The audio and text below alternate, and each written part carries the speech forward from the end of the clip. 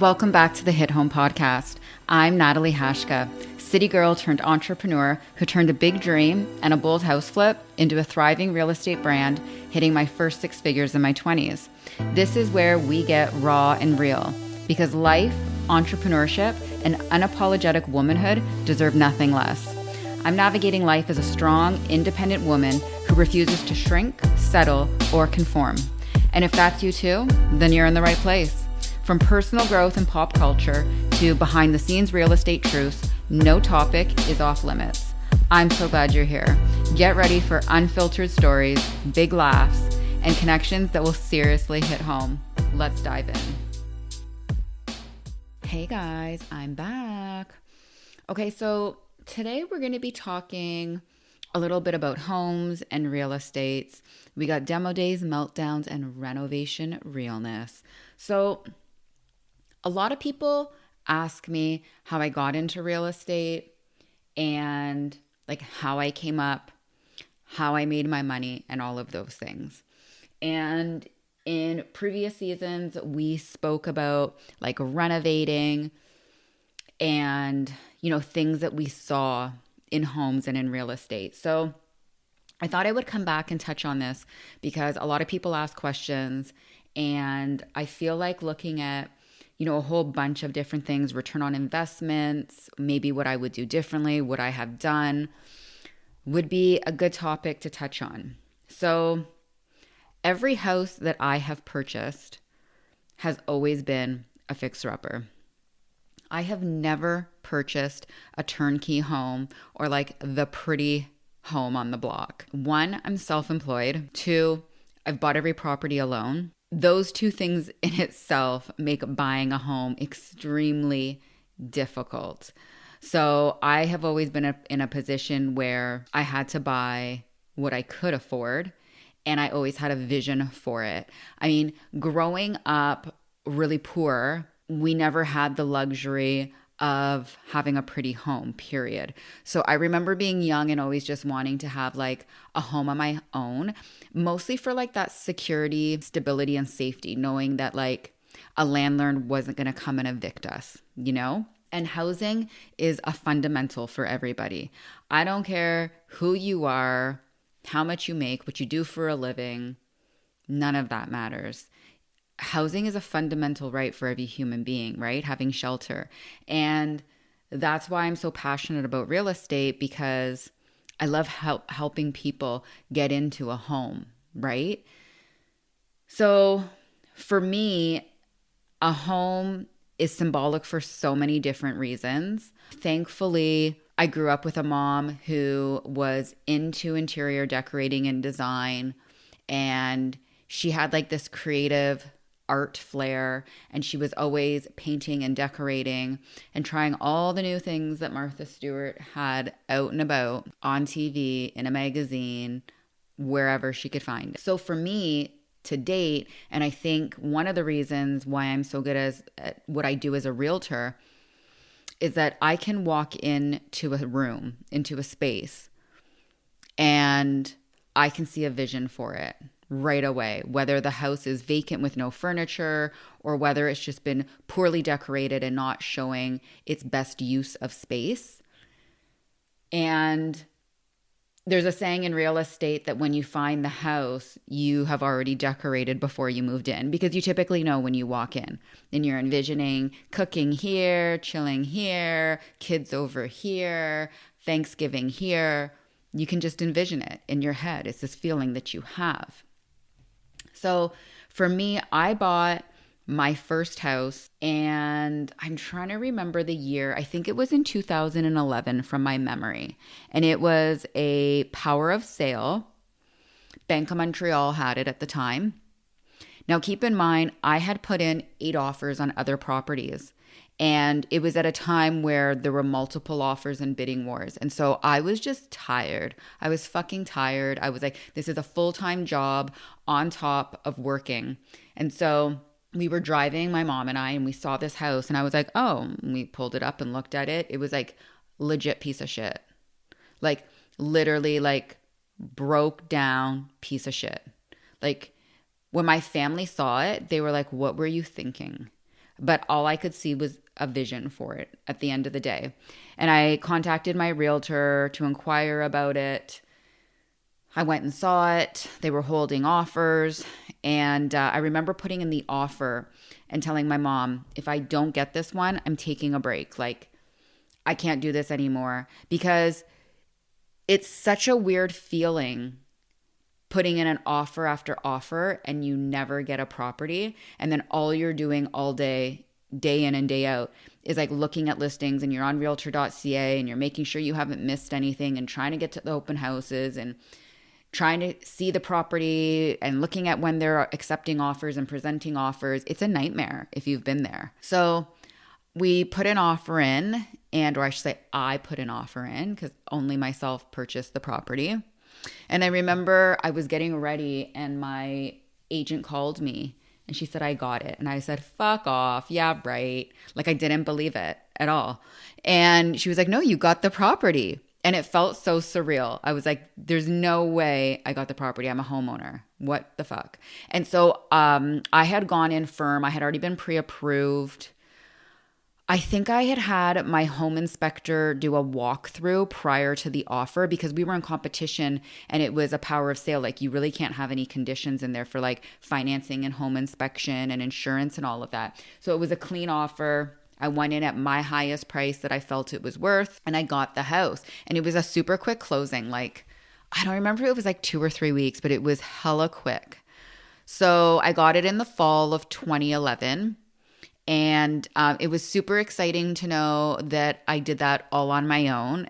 I was working as a medical esthetician at the time, and so not making a lot of money. Like, I think I was making at the time maybe around like 60,000 or so. So like, not making a ton of money. But this just goes to show that it's not how much you make. It's what you do with your money and how you save. I had saved a huge down payment, and I didn't put the bare minimum down. At the time, it was 5% down that you had to do. And I put more than that. I also had to have a nest egg set aside for a renovation budget, because the house was a piece of shit. Like, literally piece of shit. There were holes in the ceiling, holes in the walls. The floor was ripped up. It was down to subfloor. There was like urine marks on the floor. There was nicotine all over the walls. The toilets were gross. The appliances were so old. Like, the house was like a full-on gut. It was horrible. I do not know who lived there prior to me, but being a power of sale, obviously there was a default in mortgage, and that's why the bank took over the property. Ready to make a move in the GTHA? Let's make it happen together. I'd love to help you find your perfect place. Not in the area, but still in Canada? No worries. I've got connections coast to coast. Send me a message and I'll point you in the right direction. And if you've been eyeing the things I share on Instagram, treat yourself. All the links to my Shop My page are waiting for you in the show notes below. Go take a peek and grab your faves. Happy shopping. So the renovations were about 6 months in total, and I did everything you could think of. A lot of the large mechanical stuff was pretty sound, like as far as the roof foundation was good. I only had to do a little bit of electrical. I did update the plumbing. The windows I didn't touch. Some of them were newer, some of them were older, but they weren't causing a problem. So what was not broken, we did not fix to keep the budget where it needed to be. But we did everything else. So it was mostly like putting lipstick on a pig, a term we use in the industry. So mostly it was like all cosmetic work, like aesthetic stuff, but like floorings, all new trim, interior doors, paint, lights, brand new kitchen, bathroom. We painted the exterior of the home. There was like a new porch, new landscaping. I'm sure I'm forgetting things, but the house was like night and day once I was done with it. And I was able to stay on budget. A lot of the things purchased, I bought online and I bought used. We also went to like Habitat for Humanity and we got a bunch of stuff too. My appliances, some of them came from like the scratch and dent store, which I would highly recommend to people because you can get like a brand new fridge or stove and the dent or scratch can be on like the side. And when it's actually installed into your cabinetry, you never see it. And then some of my appliances were bought with a Boxing Day sale. So everything was on budget. And I just picked things at the time that like I liked and that was trending and that I felt would be good for resale value. So I renovated it, stayed on budget, stayed on track for the renovations, which took about 6 months. I did the majority of the work at the time with myself and my boyfriend of 15 years. There were things, of course, that I had to outsource for people to help with, like bigger things, of course, but we tried to do what we could on our own. Obviously, if it was out of our scope, we weren't going to do it because I didn't want anything to come back and nip me in the butt like when I was going to sell. It was a smaller home. It was a semi-detached downtown. And it was like an older kind of like warhouse cottage. And it was a 1.5 story, 2-bedroom plus den, 1 bathroom. So it wasn't like a huge house, but the rooms were a great size and the living space on the main floor was large. Like I had a really large living room and dining room and kitchen for the size of that house and like a really big driveway and things like that. There was a lot of appeal to the property. The property line was really massive, like much larger than I would have liked for maintaining it and things like that. But the location was key on this property. So we stayed on track. The renos were 6 months in total. I lived there for a year.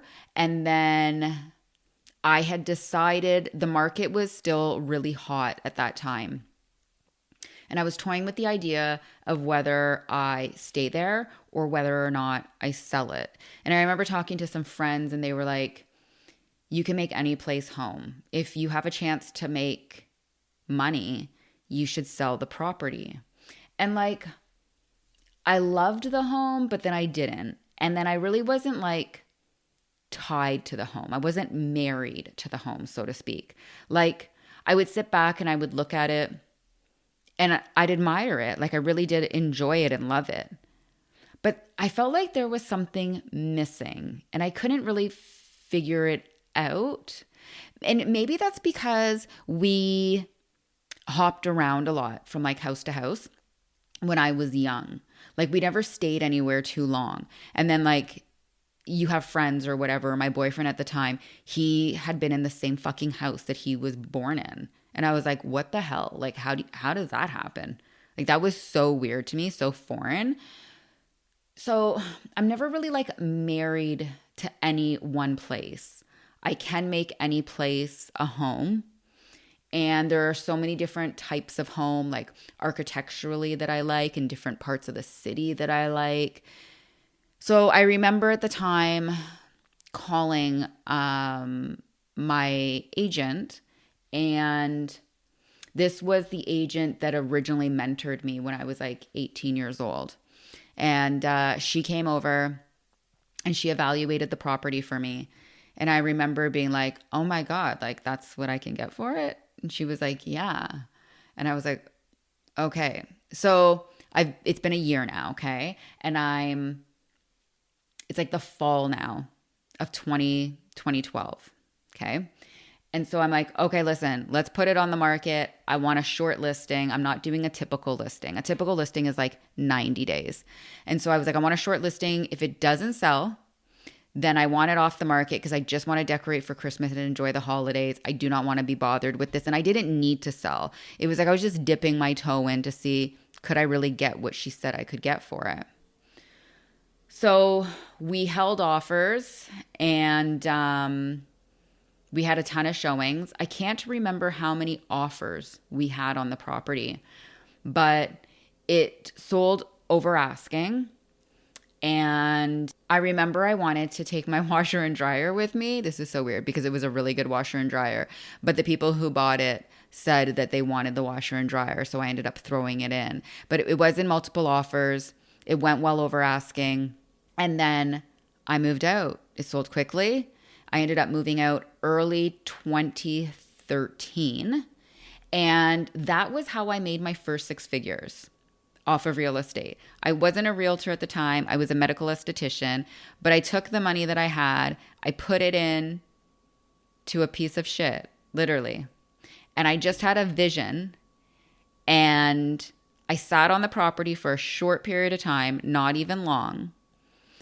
And that was how I turned around and made my first six figures after paying all of my fees, and after deducting everything I had put into the home. And so then I took that money and I rolled it into another investment so that I could work my way up. And that has been honestly what I have done my entire life. I bought that property. The first property was at 26 years old on my own. And then since then, there has been an additional 2 properties. And really that has been how my whole trajectory of my life has been. It's like, buy a car. Once I started making more money, I got a better car. I bought a house. I invested. I took the profits or proceeds from that property and rolled it into a bigger or better house, and so on and so on. And so that's really how I made my first lump sum of money. Like, I did very well as a medical esthetician for somebody in the industry. And I have spoken to so many peers while I was in the industry, and then obviously like being out of the industry. But like, I was driving a nice car in the industry, and I had many jobs. Like, when I had my first house, I was working 3 jobs to pay my bills. I was never home. I literally slept in my bed, woke up, and I was out the door most days before 6 a.m. I didn't even use my stove in that house because I would do minimal cooking. I always ate homemade food, but like, I spent minimal time in my house because I had 3 fucking jobs to pay my mortgage and to sustain the lifestyle that I wanted on my own. All the things that people don't see, and they think you're just lucky, but it's just the choices that you make. I wasn't buying Starbucks out. I wasn't getting my nails done. There were so many things that I didn't do to allow me to have certain things, like the car that I wanted and the house that I wanted on my own. So it wasn't my career that paid me a lot of money. It was saving and living like very, very humbly that allowed me to invest in one thing. And it was a smart investment, and it worked out. It panned out. And that's how I made my first 6 figures. And I just kept kind of like rolling the dice and making smart moves from that point on to get me to where I am. Help us spread the love one home at a time. And if you enjoyed this episode, please rate, review, and share the podcast. It means so much, and it might just make someone else's day. Don't forget to like and subscribe so you never miss an episode. And if you want to keep in touch, come say hi on Instagram at The Real Nat. Even where I am now, would I buy a turnkey property or a fixer-upper again? I really don't know. I hate renovating, but then I love renovating because you're the first one who gets to use the bathroom or like cook in your kitchen and all of those things. It is a nightmare. It always ends up costing more money or taking longer, or there's like a hiccup in renovations, but there's so many benefits to renovating. But the thing in real estate, time and time again, and I'm noticing this especially in the last few years since COVID with the pandemic, no matter how pretty, how beautiful, how renovated a home is, people are constantly pulling out kitchen and bathrooms and renovating and redoing it for how they want that space or how they envision it. And it's so sad to me when you see like a brand new kitchen, like someone's just renovated it and flipped a home to sell it. It's never been used. And someone's pulling it out simply because it's not their aesthetic. It's so wild to me. So, I don't think I would ever flip a house, to be honest. At least not again. And I feel like the margins now are not as great with the economy and things like that in the market. I feel like I think it was a better game to play a few years ago, in my personal opinion. And people always ask me, what should I do? Like when they're renovating a house, what should I do? Or if they're getting ready to sell, what should I do? And everybody kind of keeps things neutral, right? Because it's safe when you're looking to appeal to the maximum amount of buyers out there. And keeping things neutral always makes the space appear larger than what it is. And so it acts like this backdrop or an illusion for the space as like a blank canvas, right? So that buyers can imagine or envision their belongings and their life in that space, because that's what you really want, is like a blank canvas for buyers. If I had to redo it over again with my renovations and all of my properties, like, would I do anything differently? The house that I'm currently in, I think I have done slightly different. Although it's trendy, I kept some things neutral and other things not. But honestly, I think if I had to do it again, I really don't think I would keep in mind with what sells well or what other buyers would want. I really think I would focus on what I want and what would make my property feel like home to me. And I think I would just deal with it when I sell it. And hopefully that the right buyer would see my space for how I see it, because all of my properties do have this like creative flair to them. Someone once said to me that you can tell that my properties have been decorated by me, which is kind of interesting. I don't know if I feel that way, but I mean, as a guest, they picked up on that. And it's certainly a compliment. I tend to always keep things neutrals. I like black and white and like browns and cognacs. So I tend to always keep things neutral in general. But, and I have a lot of black walls and black wallpaper and printed wallpaper in one of the other properties. I love white walls, like love, love, love. I know some people think it's cold, but I think if you put up artwork and you have the right like furniture pieces with like wood and things, I don't think it's cold at all personally. So I don't really know if I would do things differently or not. What I would say to you is that enjoy your home for the time that you're there, and let it be an extension of yourself and your personality. And it should feel like home when you come home. And when you go to sell, there will be things that an agent would recommend or that I would recommend, depersonalizing, decluttering, and keeping certain things neutral and having a clean home goes a long way. But when you sell, you can deal with that. You don't need to deal with that right now. I thought that it would be interesting too, because a lot of people always want to know like ROI, right? Return on investment for renovations. And so I thought it would be interesting to go over some ROI in real estate, because like it can vary significantly by type of project, whether it's like a minor cosmetic update, whether it's like a kitchen, bathroom refresh, which those often yield the highest return, keep in mind. And then like larger projects such as like an addition or a swimming pool, they can have like a lower percentage just due to like the higher initial cost of putting them in. And even if they add absolute value to the property, right? So let's first talk about like renovations with high ROI, like high return on investment. So obviously your number one is going to be your kitchen and your bathroom. Minor renovations like updating your countertops, your cabinet fronts, your fixtures, paint, hardware, like a faucet, things like that. They can offer a substantial return on investment, like oftentimes 75 to 100%. So you cannot go wrong with that. I mean, the majority of us, the kitchen is the hub of our home. So I feel like you can't go wrong when you're doing a refresh in your kitchen. Your bathroom, although it's not the hub of your home, you're using it every day. And for a woman, it's a pretty big thing on a checklist. So, again, your kitchen and bath are going to be your number ones. Outdoor living structures and landscaping. This one came as a total shock to me as a first-time home buyer. I could not believe the expense of like landscaping and putting up a fence and doing a deck and all of that. It blew my mind. Like that's where a large portion of my budget went right out the door. It was horrible.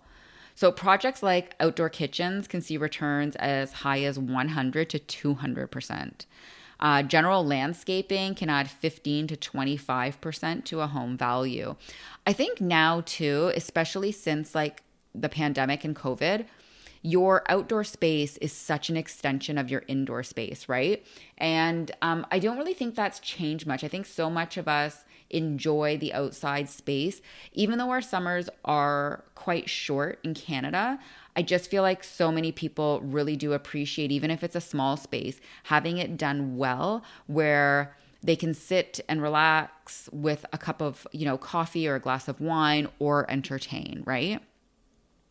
Energy efficient updates. So, good quality windows and a roof replacement can provide 60 to 75% return on investment. Energy efficiency is high valued by the Canadian buying market.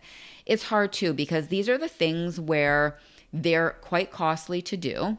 And there are so many different types of windows that you can put in, right? And whether you do white or whether you do black, all of those things to look at. I again know from experience that it was quite an extensive consult when I had met with my window company because, looking at double hung and the way that they open, and I was like, oh my goodness, I didn't realize there were so many options. And then looking at the best window for that specific space, And this money is kind of like, it's like lost money almost because you save money because it's an energy efficient product, but it's not something that people see. It's not glamorous. It's not like all the glitz. It's a window, right? It's a roof. So you have to do them at some point, but it's not one of those returns that people walk in and then can just naturally see, right? It's kind of like electrical. It has to be done, but it's not like a renovation that people really put a lot of weight on.